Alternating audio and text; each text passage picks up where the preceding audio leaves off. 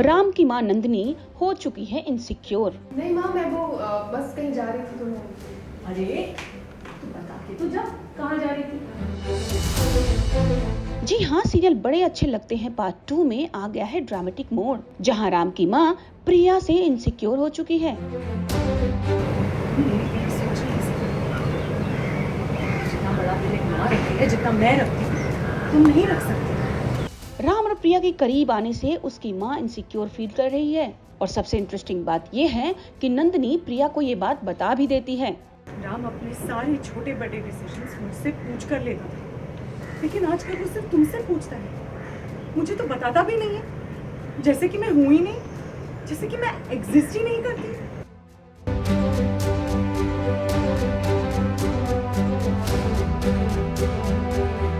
इसी के चलते प्रिया अपनी मां को ये सारी बातें बताती है। और प्रिया अपनी मां से कहती है कि अगर राम उससे कुछ पूछता है तो उसमें उसकी क्या गलती है।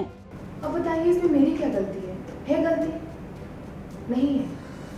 और फिर मिस्टर कपूर को ईशान बहुत ब्राइट लगा, उन्हें लगा कि उसका फॉरेन में अच्छी जगह पे एडमिशन होना चाहिए, उसको अच्छी एजुकेशन मिलनी चाहिए, तो उन्होंने वो भी मॉम से नहीं पूछा, मुझसे पूछा। क्या इसमें मेरी गलती है? वहीं प्रिया की मां प्रिया को समझाती है कि किसी भी मां को ये बर्दाश्त नहीं होता कि जो बेटा हमेशा उससे पूछकर काम करता था वो अब किसी और से पूछ रहा है। तो आपको भी इसमें मेरी ही गलती लग रही है? नहीं, बिल्कुल नहीं बच्चे। पर तुझे एक बात समझनी है, राम और नंदिनी जी दोनों माँ बेटे हैं।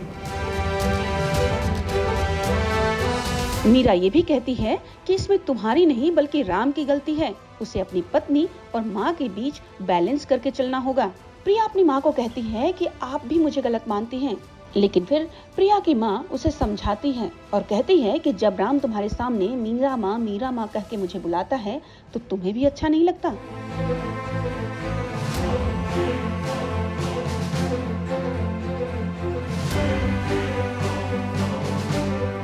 मेरी तो रही सीन की बात, अब चलिए मीरा से ही जानते हैं कि उनका क्या कहना है इस पूरे मामले पर।